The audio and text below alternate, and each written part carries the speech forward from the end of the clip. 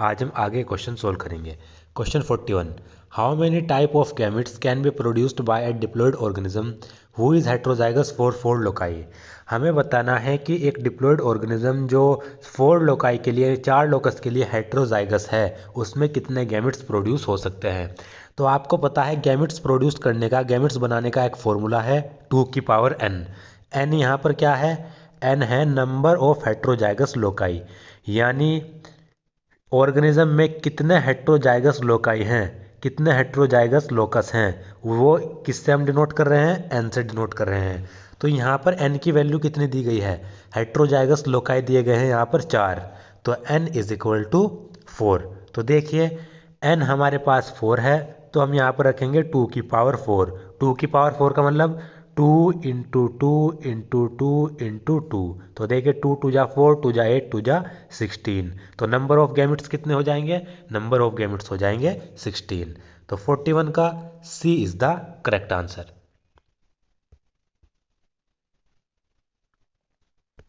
Question number 42 है, the given Punnett square represent the pattern of inheritance in a dihybrid cross where yellow capital Y and round capital R seed condition is dominant over white small y and wrinkled small r seed condition.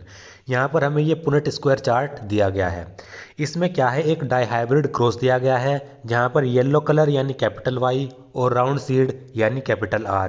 ये जो condition है yellow और round, ये dominant है किस पर, white यानी small y और रिंकल्ड यानी स्मॉल r सीड कंडीशन पे। वाइट और रिंकल्ड सीड कंडीशन पे ये डोमिनेंट है। तो हमें बताना है a plant of type H will produce seed with the genotype identical to seed produced by the plants of। तो हमें बताना है जो यहाँ पर H प्लांट है इसके जो जीनोटाइप होंगे वो इनमें से किस प्लांट से मिलते होंगे, ये हमें बताना है, उसको फाइंड करना है। तो सबसे पहले तो हमें H प्लांट का जीनोटाइप पता होना चाहिए। तो H प्लांट का जीनोटाइप क्या होगा, H कैप इससे और इसके फ्यूजन से मिलकर बना होगा, यानी capital Y small y, capital R small r, capital R और कैपिटल R। तो H का जीनोटाइप क्या हुआ, capital Y small y, capital R, दो कैपिटल R है यहाँ पर। तो ये जीनोटाइप और किसका होगा, M, P, J और N में से ये जीनोटाइप किसका होगा, वो हमें यहाँ पर फाइंड करना है।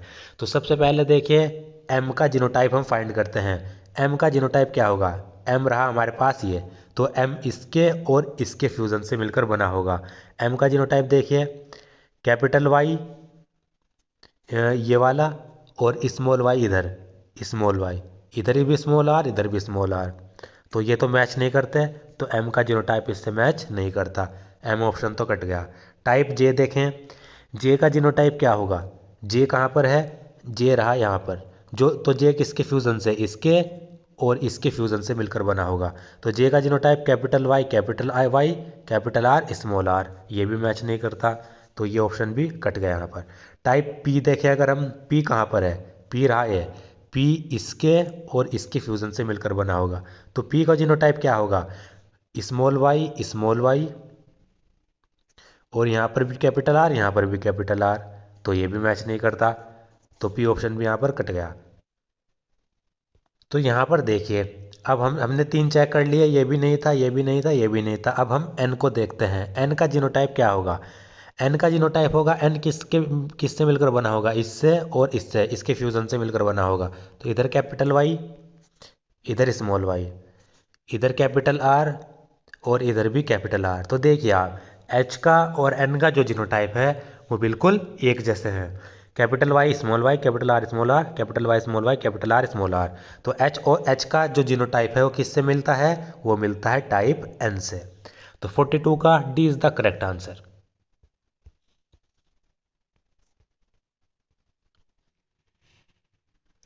अब क्वेश्चन नंबर 43 है, इससे पहले कुछ डायरेक्शन दी गई हैं, उन डायरेक्शन को हम पढ़ लेते हैं।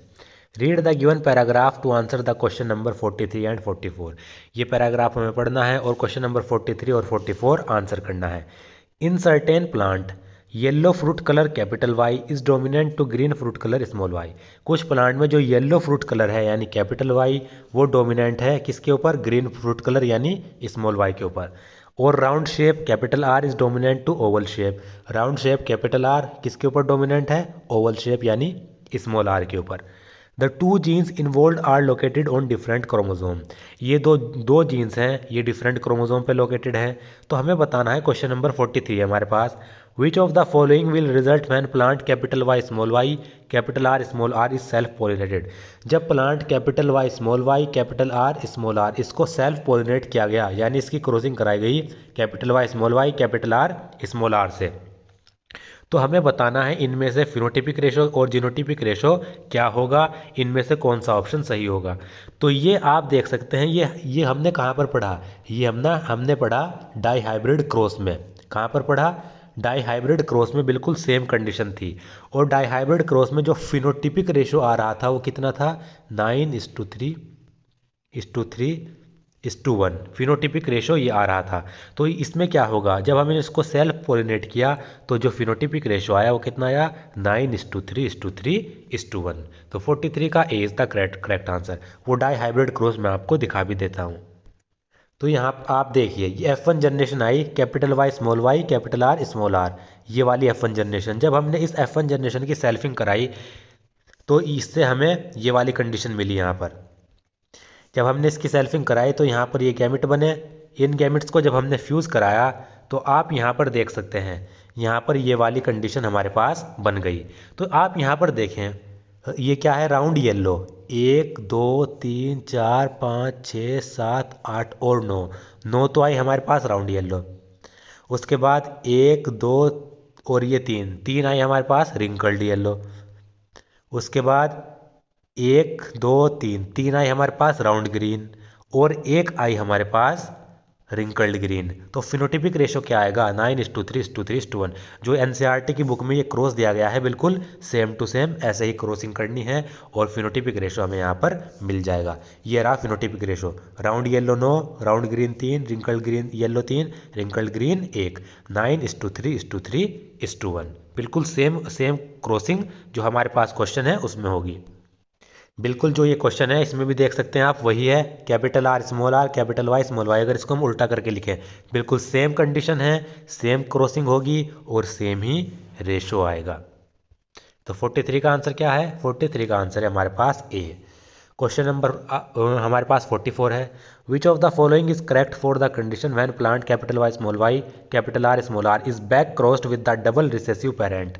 जब हमने क्या किया, इस वाले प्लांट को इसकी बैक क्रॉसिंग कराई डबल रिसेसिव पेरेंट के साथ, तो ये हमें बताना है इनमें से कौन सी कंडीशन सेम होगी। तो करा के देखते हैं। Capital Y capital R small R, इसकी क्रॉसिंग हमने किसके साथ कराई? डबल रिसेसिव, यानी डबल रिसेसिव में ये भी रिसेसिव ग्रीन और ये भी रिसेसिव ओवल। तो इसकी हमने क्रॉसिंग कराई। अब इसमें देखिए, इसमें गैमेट कितने बनेंगे? इसमें से सिर्फ एक ही प्रकार का गैमेट बनेगा, स्मॉल वाई और स्मॉल आर। इसमें तो सिर्फ यही प्रकार का गैमेट बनेगा। इसमें बनेंगे कितने? बनेंगे 2 की पावर n। n क्या है? हेट्रोजाइगस। ये हेट्रोजाइगस, ये भी हेट्रोजाइगस, तो 2 पेयर हेट्रोजाइगस, तो 2 की पावर 2 यानी 4 हमारे इससे बनेंगे गैमेट। 4 गैमेट कैसे बनेंगे? तरीका मैं आपको बता चुका हूँ। पहले लिखेंगे कैपिटल वाई, नीचे लिखेंगे स्मॉल वाई। अब बचा ये एक कैपिटल आर इससे, स्मॉल आर इससे, एक कैपिटल आर इससे, स्मॉल आर इससे जोड़ देंगे। तो यहाँ पर capital Y capital R, capital Y small Y capital R और स्मॉल आर, ये 4 प्रकार के गैमेट बनेंगे। Capital Y capital R, capital Y small Y capital R, small R, ये 4 गैमेट हमने बनाए। इनका स्क्रीनशॉट आप ले सकते हैं। अब कराते हैं इनकी क्रॉसिंग। 4 गैमेट तो इधर रहे और एक गैमेट इससे बनेगा सिर्फ small Y small R type का। अब कराते हैं इनकी क्रॉसिंग। तो देखें यहाँ पर,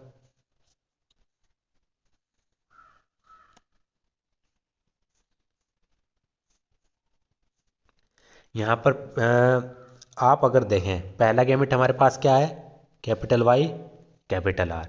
दूसरा gamete capital Y small R. तीसरा गैमेट क्या था? Small Y capital R. चौथा गैमेट क्या था? Small Y small R. और इधर तो एक ही गैमेट बना था बस, स्मॉल वाई स्मॉल आर।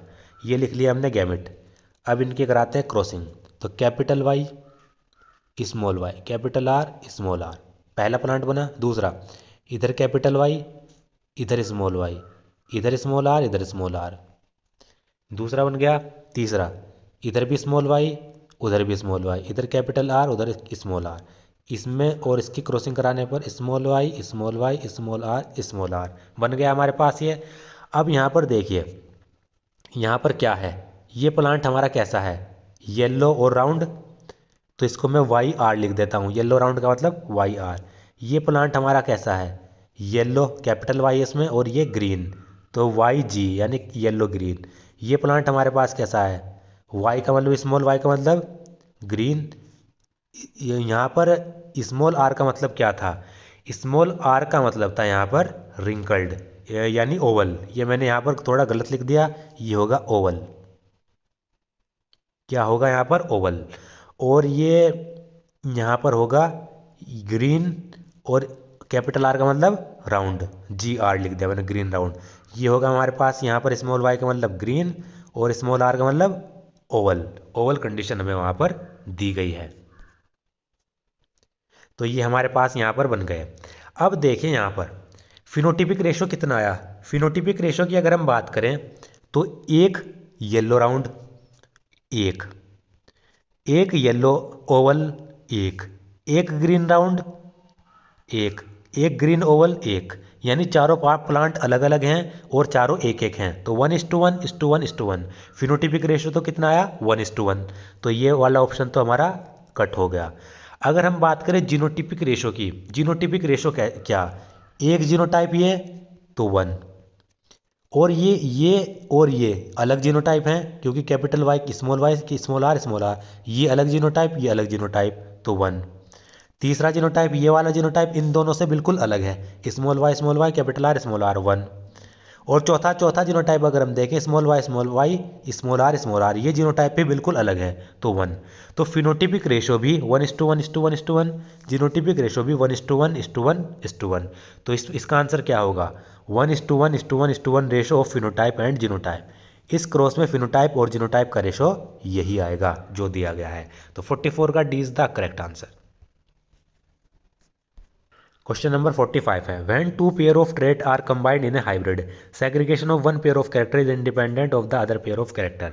जब दो कैरेक्टर्स के पेयर्स आपस में कंबाइन करते हैं डाई हाइब्रिड क्रॉस में, तो जो वन पेयर है, एक पेयर है कैरेक्टर का, उसका जो सेग्रीगेशन होता है वो दूसरे पेयर पर डिपेंड नहीं करता, यानी वो आपस में ब्लेंडिंग नहीं करते, एक अलग सेग्रीगेट होता है, दूसरा अलग सेग्रीगेट होता है। The statement explain which of the following laws of principle. ये जो स्टेटमेंट यहाँ से यहाँ तक दिया गया है, ये कौन से प्रिंसिपल को फॉलो करता है, ये है law of independent assortment. Dihybrid cross में लॉ ऑफ इंडिपेंडेंट असॉर्टमेंट काम करता है, यानी segregation of one pair of character independent होता है दूसरे पेयर से। तो 45 का D is the correct answer. Question number हमारे पास यहाँ पर 46 है, law of independent assortment can be explain with the help of. Law of independent assortment हम किसके हेल्प से एक्सप्लेन करते हैं, डाई हाइब्रिड क्रॉस की डाई हाइब्रिड क्रॉस की हेल्प से। तो 46 का A is the correct answer. Law of independent assortment dihybrid cross में एक्सप्लेन किया जाएगा। क्वेश्चन नंबर हमारे पास 47 है, Mendel's work was rediscovered by 3 scientist in the year. Mendel के वर्क को 3 साइंटिस्ट ने डिस्कवर किया था, वो सन कौन सा था, वो ईयर कौन सा था, वो हमें बताना है। तो मेंडल के वर्क को 3 साइंटिस्ट ने ईयर 1900 में दोबारा से डिस्कवर किया था। तो 47 का B is the correct answer. Question number हमारे पास 48 है, which 3 scientist independently rediscovered Mendel's work. ऊपर तो हमने ईयर पढ़ दिया, अब हमें बताना है उन 3 साइंटिस्ट का नाम जिन्होंने दोबारा से मेंडल के वर्क को रीडिस्कवर किया था। वो साइंटिस्ट क्या थे, डी वराइज, कोरन और शेरमैक। तो डी वराइज, कोरन और शेरमैक। तो 48 का D is the correct answer. Question number 49, chromosomal theory of inheritance was given by. Chromosomal theory of inheritance किसने दी थी, सटन और बोरी ने। तो 49 का B is the correct answer. Question number हमारे पास 50 है, experimental verification of chromosomal theory of inheritance was done by. Chromosomal theory of inheritance का एक्सपेरिमेंटल वेरिफिकेशन किसके द्वारा किया गया था, वो किया गया था मॉर्गन और एट ऑल, यानी मॉर्गन और उनके साथियों ने क्रोमोसोमल थ्योरी ऑफ इनहेरिटेंस का एक्सपेरिमेंटल वेरिफिकेशन किया था। तो 50 का B is the correct answer. Question number हमारे पास 51 है। Which match column first with column second and select the correct option. इसमें हमें कॉलम फर्स्ट को कॉलम सेकंड से मैच करना है। तो पहले देखिए मल्टीपल एलिज्म। मल्टीपल एलिज्म इसमें इनमें से अगर हम देखें कॉलम सेकंड में तो human blood group multiple allelism का एग्जाम्पल है। तो ए का थर्ड इसमें नहीं दिया गया, ये ऑप्शन तो कट हो गया। बात करें बैक क्रॉस। बैक क्रॉसिंग में क्या की जाती है? बैक क्रॉसिंग में जो हमारा प्लांट है F2 जनरेशन का, उसकी क्रॉसिंग की जाएगी जो हमारे पेरेंट थे, चाहे रिसेसिव से करा दें चाहे डोमिनेंट से करा दें। तो टेस्ट क्रॉस भी इसमें दिया गया है। टेस्ट क्रॉस तो ये होगा सी का फर्स्ट, क्योंकि टेस्ट क्रॉसिंग में क्या की जाती है? टेस्ट क्रॉसिंग में जो F2 जनरेशन का प्लांट है उसकी क्रॉसिंग की जाती है रिसेसिव पेरेंट के साथ। तो यहाँ पर पेरेंट रिसेसिव है ये वाला प्लांट, तो इसका मतलब ये तो टेस्ट क्रॉस होगा। तो सी का फर्स्ट इसमें नहीं दिया गया। बाकी बैक क्रॉस ये वाला होगा। बैक क्रॉस ये वाला भी हो सकता है, क्योंकि बैक क्रॉसिंग में जो टेस्ट क्रॉस होते हैं वो बैक क्रॉस भी होते हैं। बैक क्रॉस ये वाला होगा, ये वाला भी हो सकता है, लेकिन हमें यहाँ पर टेस्ट क्रॉस भी दिया गया है। तो टेस्ट क्रॉस तो सिर्फ यही हो सकता है, क्योंकि बैक क्रॉस टेस्ट क्रॉस नहीं हो सकता। तो इसका मतलब बैक क्रॉस हमारा ये वाला होगा। तो बी का सेकंड इन दोनों में दिया गया है। बात करें क्रॉसिंग ओवर होती है नॉन सिस्टर क्रोमेटिड्स में। तो डी का फिफ्थ इसमें नहीं दिया गया।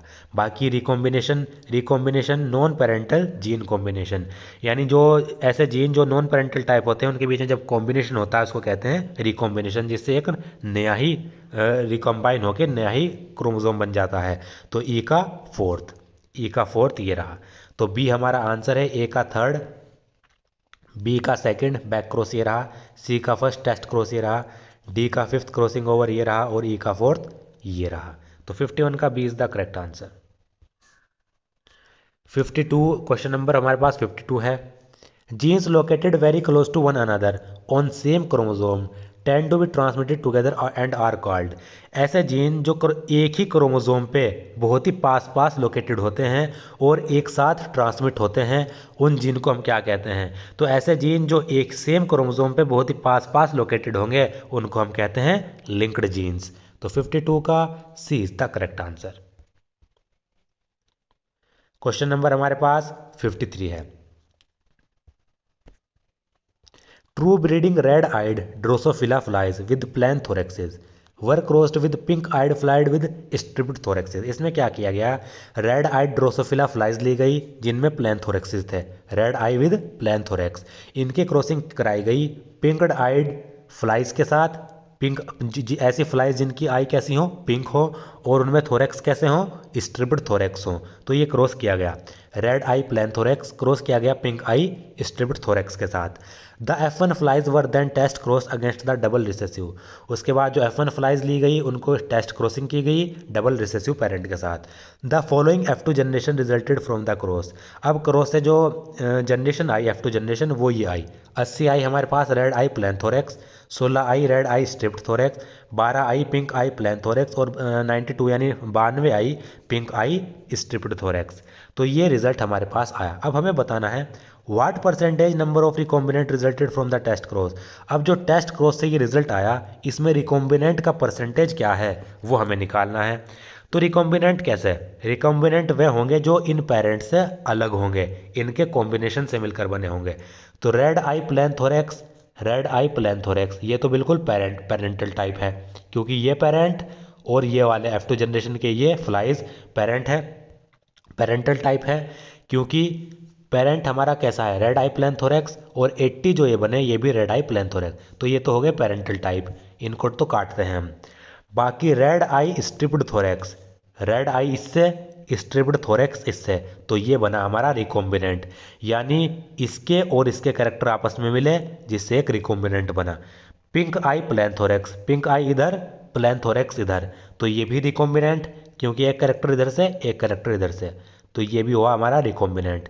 Pink eye striped thorax, pink eye striped thorax ये बिल्कुल सेम और ये सेम, यानी ये जो 92 हमारे बने ये पेरेंटल टाइप बने, क्योंकि पेरेंट में भी क्या है? पिंक आई स्ट्रिप्ड थोरेक्स है। तो ये भी हमारा कट गया। अब हमारे पास दो आए रिकॉम्बिनेंट, 16 और 12, ये क्या है? रिकॉम्बिनेंट। पहले देख लेते हैं टोटल कितने हैं।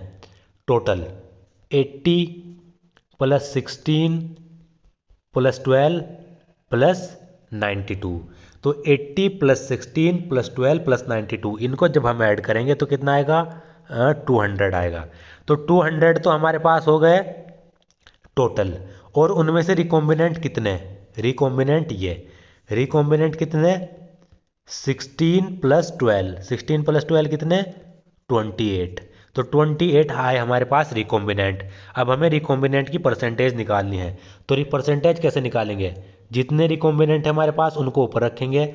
हमारे पास रिकॉम्बिनेंट अभी कितने हैं? रिकॉम्बिनेंट है हमारे पास 28। टोटल कितने हैं? 200 इंटू 100%। तो 100 से ये गया 2, 100 टू जा 200, 2 से इसको कट कर देंगे, 2 14 जा 28। तो परसेंटेज कितनी आई? 14%। यानी 14% जो हमारे पास आए रिजल्ट वो क्या है? रिकॉम्बिनेंट। तो 14% यानी इसमें आंसर क्या होगा? आंसर होगा इसमें बी। तो 53 का B is the correct answer. Question number 54, in maize coloured endosperm capital C is dominant over colourless small C. Maize में अगर हम बात करें, जो कलर्ड एंडोस्पर्म है कैपिटल सी, वो स्मॉल सी यानी कलरलेस एंडोस्पर्म के ऊपर डोमिनेंट है। And full endosperm capital R is dominant over shrunken endosperm. Full endosperm यानी कैपिटल आर वो डोमिनेंट है श्रंकर एंडोस्पर्म यानी स्मॉल आर के ऊपर। ये कंडीशन दी गई है। When dihybrid of F1 generation was test crossed it produced 4 phenotype in the following percentage. जब एक डाईहाइब्रिड F1 जनरेशन का उसकी टेस्ट क्रॉसिंग की गई, टेस्ट क्रॉसिंग मतलब उसको रिसेसिव पेरेंट के साथ उसकी क्रॉसिंग कराई गई, तो उसमें जो रिजल्ट आया वो यहाँ पर आया। तो उसका रिजल्ट क्या है? जो उसमें कलर्ड फुल आए वो 48% आए, कलर्ड श्रंकन आए 5%, कलरलेस फुल आए 7%, कलरलेस श्रंकन आए 40%। From this data what will be the distance between two non allelic genes. तो हमें बताना है इस डाटा से कि इस डाटा से जो नॉन एलिलिक जीन्स हैं उनके बीच में डिस्टेंस कितना होगा। नॉन एलिलिक जीन्स मतलब जो जिनका रिकॉम्बिनेशन हुआ होगा। तो आप यहाँ पर देखें, हमारे पास कंडीशन क्या है? Capital C small C, capital R small R, ये कंडीशन है। तो F1 जनरेशन के प्लांट कुछ इस टाइप के होंगे, capital C small C capital R small R. ये प्लांट कैसे हैं? ये प्लांट है कलर्ड, और कैपिटल आर मतलब कैपिटल आर यहाँ पर full endosperm, full endosperm coloured full. तो F1 जनरेशन जो हमारी होगी वो कैसी होगी? कलर्ड फुल होगी। अब जो ये F1 जनरेशन है capital C small C capital R small R, इसकी क्रॉसिंग करा दी हमने किसके साथ? जो रिसेसिव पेरेंट होगा, small C small R small R, इसके साथ हमने। यानी कलर्ड फुल को मैं CF लिख देता हूँ। इसको अगर मैं यहाँ से लिखूँ capital C capital R small R, crossing कराई small R small R, test crossing करा रहे हैं यानी रिसेसिव लेना पड़ेगा। तो ये कैसा हुआ? ये हुआ कलर्ड फुल। ये कैसा हुआ? स्मॉल आर का मतलब श्रंकन, स्मॉल सी का मतलब कलरलेस, कलरलेस को मैं CO से लिख देता हूँ। और श्रंकन मतलब S, इसको मैं S से लिख देता हूँ। CF का मतलब कलर्ड फुल, और ये कलरलेस श्रंकन। तो आप देखें इसमें से हमारे पेरेंटल टाइप के कौन से हैं? कलर्ड फुल हमारा एक पेरेंट था, बिल्कुल सही। तो ये तो रिकॉम्बिनेंट नहीं हुआ। कलर्ड श्रंकन हमारा कोई सा भी पेरेंट नहीं है। ये क्या है? कलरलेस श्रंकन, ये कलर्ड फुल। तो इसका कैरेक्टर और इसका कैरेक्टर कंबाइन हुआ तो ये तो हमारा एक रिकॉम्बिनेंट बन गया। कलरलेस फुल, कलरलेस इधर से आया और फुल इधर से आया, तो ये भी हमारा रिकॉम्बिनेंट टाइप है। कलरलेस श्रंकन, ये कलरलेस और यही श्रंकन, तो कलरलेस श्रंकन हमारा पेरेंटल टाइप है, तो ये रिकॉम्बिनेंट नहीं होगा। तो हमारे रिकॉम्बिनेंट कौन से हैं? एक ये रिकॉम्बिनेंट 7% वाला और एक ये 5% वाला, ये दो हमारे रिकॉम्बिनेंट है। अब हमें क्या करना है? नॉन एलिलिक जीन्स के बीच में, यानी जिनमें रिकॉम्बिनेशन हुआ है उनके बीच में डिस्टेंस हमें निकालना है, कितना होगा। तो आपको पता है डिस्टेंस निकालते हैं हम मैप यूनिट में, और एक मैप यूनिट किसके बराबर होती है? 1% रिकॉम्बिनेंट क्रोमोसोम के बराबर। वन मैप यूनिट किसके बराबर होगी? वन मैप यूनिट होगी 1% रिकॉम्बिनेंट के बराबर। किसके बराबर? 1% रिकॉम्बिनेंट के बराबर। ये आपको याद रखना है। अब हमारे पास रिकॉम्बिनेंट की परसेंटेज कितनी है? रिकॉम्बिनेंट की परसेंटेज है हमारे पास 7% प्लस 5 यानी 12%। तो रिकॉम्बिनेंट की परसेंटेज हमारे पास कितनी आई?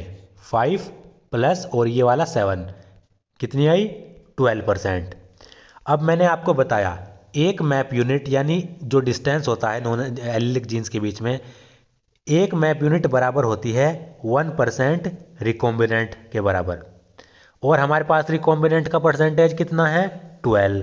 तो 12% रिकॉम्बिनेंट 12% रिकॉम्बिनेंट किसके बराबर होगी? 12 मैप यूनिट के, क्योंकि एक मैप यूनिट 1% रिकॉम्बिनेंट। तो 12% रिकॉम्बिनेंट कितना? 12 मैप यूनिट। सिंपल है। तो इसका आंसर क्या होगा?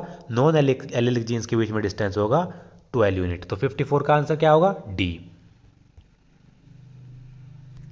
क्वेश्चन नंबर हमारे पास 55 है। Refer to the given figure of cross and cross B and select the correct statement regarding them.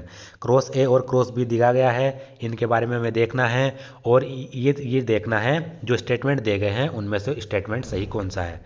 तो आप यहाँ पर देखें क्रॉस ए में क्या है? क्रॉस ए में ये स्मॉल वाई स्मॉल डब्लू, ये जो जीन्स दिए गए हैं ये बहुत ही पास पास दिए गए हैं। आपको पता है जो हमारा लिंकेज होता है, लिंकेज उसकी स्ट्रेंथ कब बढ़ती है? लिंकेज की स्ट्रेंथ तब बढ़ती है जब जो दो जीन्स है वो आपस में बहुत ही क्लोज हों। इस लिंकेज हमारा बढ़ता है क्लोजनेस के साथ।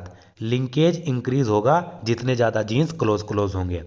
और इसमें अगर आप देखें इधर ये जीन दूर, ये जीन दूर, तो इसका मतलब इनमें लिंकेज कम होगा। और अगर हम बात करें, अब बात करें, हमने बात की लिंकेज की, लिंकेज इंक्रीज होगा जब जीन की क्लोजनेस बढ़ेगी। तो इनमें से Y और W और क्रॉस B में W और M, इनमें से लिंकेज किस में ज़्यादा होगी? आप देख सकते हैं जो ज़्यादा क्लोज होंगे, तो इनमें से क्रॉस A में ज़्यादा लिंकेज होगा। क्रॉस A में लिंकेज ज़्यादा क्यों होगा? क्योंकि इनके जीन्स पास पास हैं। और मैंने बताया लिंकेज बढ़ता है जितने जीन्स आपस में जितने क्लोज होते हैं। तो इससे हमें पता लग गया क्रॉस A में लिंकेज ज़्यादा है। बात करते हैं क्रॉसिंग ओवर की। किसकी? क्रॉसिंग ओवर की। क्रॉसिंग ओवर क्या होता है? क्रॉसिंग ओवर कैसे होता है? क्रॉसिंग ओवर बढ़ता है जैसे जैसे जीन्स के बीच में डिस्टेंस बढ़ता चला जाता है। क्रॉसिंग ओवर इंक्रीज होगा जैसे जैसे डिस्टेंस, जीन्स के बीच में जो डिस्टेंस है वो इंक्रीज होगा। अब आप यहाँ पर देखें इनके बीच में डिस्टेंस कम है, Y और W के बीच में, W और M के बीच में डिस्टेंस ज़्यादा है। इससे हमें क्या पता चला? इससे हमें पता चला, मैंने आपको क्या बताया, क्रॉसिंग ओवर बढ़ेगा जैसे जैसे जीन्स के बीच में जो डिस्टेंस है वो बढ़ता चला जाएगा। तो इसके यहाँ पर डिस्टेंस ज़्यादा है, इसका मतलब W और M में क्रॉसिंग ओवर ज़्यादा होगा। यहाँ पर डिस्टेंस कम है, इसका मतलब W और M में, यहाँ पर Y और W में क्रॉसिंग ओवर कम होगा। तो क्रॉसिंग ओवर किस में ज़्यादा हो रहा है? क्रॉस B में। तो लिंकेज क्रॉस ए में ज़्यादा हो रहा है, क्योंकि लिंकेज क्या होता है, इस लिंकेज की स्ट्रेंथ बढ़ती है जैसे जैसे जीन्स क्लोजनेस उनकी बढ़ती चली जाती है। ये बहुत ही ज़्यादा क्लोज है, इसका मतलब लिंकेज इनमें ज़्यादा। लिंकेज क्रॉस ए में ज़्यादा, क्रॉसिंग ओवर क्रॉस बी में ज़्यादा। ये आपको याद रखना है, यही रिजल्ट यहाँ पर दिया गया है। तो देखिए in cross A the strength of linkage between genes Y and W is higher than the cross B genes W and M। Cross A में जो लिंकेज की जो डिस्टेंस है, स्ट्रेंथ है, वो ज़्यादा है क्रॉस बी के मुकाबले। बिल्कुल सही। मैंने आपको क्या बताया? मैंने आपको बताया अभी यहाँ पर क्रॉस ए में ये पास पास हैं, तो क्रॉस ए में लिंकेज ज़्यादा है इसके मुकाबले। तो ये बिल्कुल सही ऑप्शन लग रहा है हमें, क्योंकि क्रॉस ए में क्रॉस बी के मुकाबले ज़्यादा लिंकेज की स्ट्रेंथ ज़्यादा है। बिल्कुल सही है, ये तो ऑप्शन हमारा बिल्कुल अब तक सही है। बाकी और देख लेते हैं। क्रॉस ए में जो स्ट्रेंथ की लिंकेज की स्ट्रेंथ है वो लेस है क्रॉस बी के मुकाबले। गलत, क्योंकि क्रॉस ए में लिंकेज ज़्यादा है। Both cross A and cross B have the same strength of linkage. बिल्कुल गलत, सेम स्ट्रेंथ नहीं है, क्रॉस ए में लिंकेज ज़्यादा है। The percentage of recombinant produced in cross A is higher than cross B. Recombinant की जो percentage है क्रॉस ए में वो क्रॉस बी के मुकाबले ज़्यादा होगी। बिल्कुल गलत, क्योंकि रिकॉम्बिनेंट ज़्यादा किस में बनेंगे? रिकॉम्बिनेंट ज़्यादा उसमें बनेंगे जिसमें क्रॉसिंग ओवर ज़्यादा होगा। अब क्रॉसिंग ओवर ज़्यादा किस में हो रहा है? मैंने आपको बताया क्रॉसिंग ओवर ज़्यादा हो रहा है क्रॉस बी में, क्योंकि क्रॉसिंग ओवर बढ़ता है जैसे जैसे जीन्स के बीच में डिस्टेंस बढ़ता चला जाता है। तो जीन्स के बीच में डिस्टेंस इसमें ज़्यादा है इसके मुकाबले। तो जब यहाँ पर डिस्टेंस ज़्यादा है तो यहाँ पर क्रॉसिंग ओवर ज़्यादा होगा, क्रॉसिंग ओवर यहाँ पर ज़्यादा होगा तो यहाँ पर क्रॉस बी में रिकॉम्बिनेंट भी ज़्यादा बनेंगे। तो रिकॉम्बिनेंट ज़्यादा किस में बनेंगे? रिकॉम्बिनेंट ज़्यादा बनेंगे क्रॉस बी में, ना कि क्रॉस ए में। और इसमें क्या दिया गया कि जो रिकॉम्बिनेंट की जो परसेंटेज है वो क्रॉस ए में ज़्यादा होगी क्रॉस बी के मुकाबले। बिल्कुल गलत। तो हमारा बस एक ही इसमें ऑप्शन सही है, ए। तो 55 का A is the correct answer. Question number हमारे पास 56 है। What is true about the crossing over between linked genes? Linked genes के बीच में जो क्रॉसिंग ओवर होती है उसके बीच में, उसके बारे में ट्रू क्या है? No crossing over at all, linked gene के बीच में कोई भी क्रॉसिंग ओवर नहीं होगी, ऐसा तो नहीं है, थोड़ी बहुत होती है। High percentage of crossing over, high percentage भी नहीं होगी। हार्डली एनी क्रॉसिंग ओवर, बहुत ही कम क्रॉसिंग ओवर होती है लिंक्ड जीन के बीच में, यानी जो जीन्स पास पास होते हैं। ये बिल्कुल सही है, नन ऑफ दिस, ये भी नहीं है। तो आंसर क्या है? हार्डली एनी क्रॉसिंग ओवर, यानी 56 का C is the correct answer. Question number 57, chromosome maps या genetic map were first prepared by? Genetic map या फिर क्रोमोसोम मैप कहें, इनको सबसे पहले किसने प्रिपेयर किया था? स्टर्ट इवेंट ने 1911 में। तो 57 का D is the correct answer. Question number 58, the distance between the gene is measured by? Genes के बीच में जो डिस्टेंस है उसको हम किस में मेजर्ड करते हैं? उसको मेजर्ड करते हैं मैप यूनिट में। जीन्स के बीच में डिस्टेंस मैप यूनिट में मेजर किया जाता है। तो 58 का B is the correct answer. Question number 59, if map distance between genes P and Q is 4 unit, between P and R is 11 unit and between Q and R is 7 unit, the order of gene on the linkage map can be traced as follows. हमें दिया गया है P और Q gene के बीच में distance 4 unit दिया गया है, पी और आर के बीच में 11 यूनिट और क्यू और आर के बीच में 7 यूनिट। तो इनका ऑर्डर हमें यहाँ पर बताना है। तो ये देखिए, ये हमने एक लाइन बनाई, इसमें सबसे ज़्यादा डिस्टेंस किसके बीच में? पी और आर के बीच में। तो सबसे पहले सबसे बड़ा डिस्टेंस देखना है। तो यहाँ पर आर, यहाँ पर पी, इनके बीच में 11 यूनिट। ये कितना हुआ? 11 यूनिट हुआ। फिर उससे कम 7 यूनिट क्यू और आर के बीच में। तो क्यू कुछ यहाँ पर होगा, ये हुआ हमारा क्यू इधर, क्यू और आर के बीच में 7 यूनिट, इधर से इधर ये 7 यूनिट। अब सबसे कम पी और क्यू के बीच में 4 यूनिट, यानी पी और क्यू ये वाला, तो यहाँ से यहाँ तक लेकर 4 यूनिट। तो ऑर्डर ऑफ डिस्टेंस क्या होगा? पहले पी फिर क्यू फिर आर, क्योंकि आप देखें पी और क्यू के बीच में 4 यूनिट, 4 यूनिट, क्यू और आर के बीच में 7 यूनिट, 7 यूनिट, पी और आर के बीच में 11 यूनिट, 11 यूनिट। बिल्कुल सही, 4 और 7 11, ये रहा टोटल 11। तो ऑर्डर क्या होगा? पहले पी फिर क्यू फिर आर। तो इसमें अगर हम देखें सी में पहले पी फिर क्यू फिर आर, और जो क्यू होगा ये थोड़ा पी के पास में होगा। बिल्कुल, तो ये हमारा ऑर्डर हो गया, ये हमने बना भी लिया। तो 59 का C is the correct answer. Question number 60 है, given diagram shows a pair of homologous chromosome during meiosis. Meiosis के दौरान ये होमोलोगस क्रोमोसोम के यहाँ पर पेयर दिए गए हैं। Maximum crossing over will occur between gene, maximum crossing over कौन से जीन के बीच में होगी ये आपको बताना है। तो क्रॉसिंग ओवर के बारे में मैंने आपको एक बात बताई थी, क्रॉसिंग ओवर बढ़ता है जैसे जैसे जीन्स के बीच में डिस्टेंस बढ़ता चला जाता है।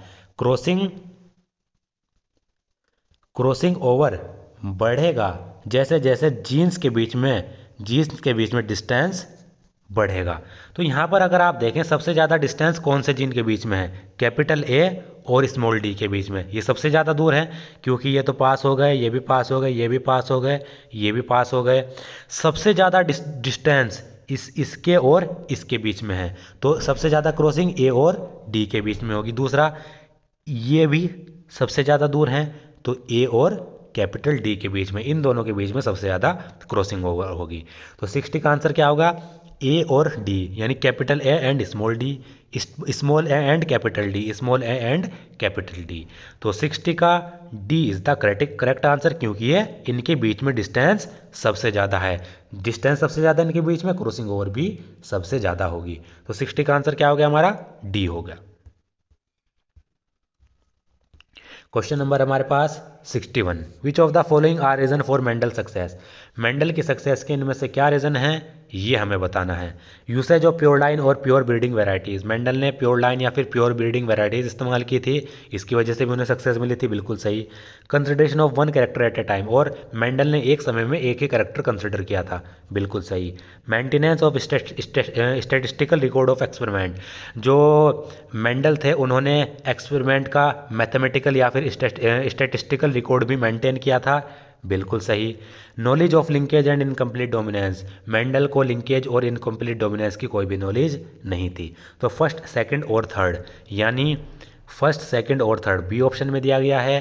तीन ऑप्शन क्या थे? तीन ऑप्शन मेंडल की सक्सेस के कारण थे, बाकी चौथा नहीं था। क्वेश्चन नंबर हमारे पास 62 है। Mendel's law of independent assortment does not hold true for the gene that are located closely on. Mendel का जो लॉ ऑफ इंडिपेंडेंट असॉर्टमेंट था वो उन जीन्स के लिए सही नहीं है जो जीन्स सेम क्रोमोजोम पे लोकेटेड होते हैं। जो जीन्स कहाँ पर होते हैं? एक ही क्रोमोजोम पर लोकेटेड होते हैं और पास पास होते हैं, उन पर इन law of independent assortment work नहीं करता। तो 62 का A is the correct answer. Question number 63, if linkage was known at the time of Mendel then which of the following laws he would not have been able to explain. अगर Mendel के time में linkage के बारे में पता होता तो इनमें से कौन सा लॉ मेंडल एक्सप्लेन नहीं कर पाते हैं? कौन सा नहीं कर पाते? लॉ ऑफ इंडिपेंडेंट असॉर्टमेंट, ये वाला लॉ वो एक्सप्लेन नहीं कर पाते। ऐसा इसलिए क्योंकि उन्हें लिंकेज के बारे में पता नहीं था कि सेम क्रोमोसोम पे जो जीन्स लोकेटेड होते हैं पास पास, उनके बीच में लिंकेज होता है। वो इंडिपेंडेंटली असॉर्टमेंट इंडिपेंडेंटली उनका सेग्रीगेशन नहीं हो पाता, वो एक दूसरे से इंडिपेंडेंट ट्रांसमिट नहीं हो पाते। तो लॉ ऑफ इंडिपेंडेंट असॉर्टमेंट वो नहीं कर पाते अगर लिंकेज के बारे में उन्हें पता होता। तो 63 का B is the correct answer. Question number 64 है, read the given statement and select the correct option. इन स्टेटमेंट को हमें रीड करना है और इसमें से करेक्ट ऑप्शन को हमें सेलेक्ट करना है। तो देखिए, percentage of homozygous dominant individual obtained by selfing A individual is 25%। जब हम इसकी सेल्फिंग कराएंगे तो इससे जो हमें होमोजाइगस डोमिनेंट इंडिविजुअल मिलेंगे उनकी परसेंटेज 25% होगी। तो करके देख लेते हैं। कैपिटल ए स्मॉल ए, इसकी हमने क्रॉसिंग कराई किसके साथ? कैपिटल ए और स्मॉल ए, यानी इसकी हमने सेल्फिंग कराई। तो यहाँ से बना capital A capital A, capital A small A, small A capital A small A और स्मॉल ए स्मॉल ए। तो इसमें से होमोजाइगस डोमिनेंट क्या है? होमोजाइगस डोमिनेंट सिर्फ ये भी डोमिनेंट है, लेकिन ये दोनों, ये वाला और ये वाला हेट्रोजाइगस है। इसमें होमोजाइगस डोमिनेंट सिर्फ एक है। तो चार में से एक, यानी एक किस में से हुआ? चार में से, इंटू 100% कितना आ गया?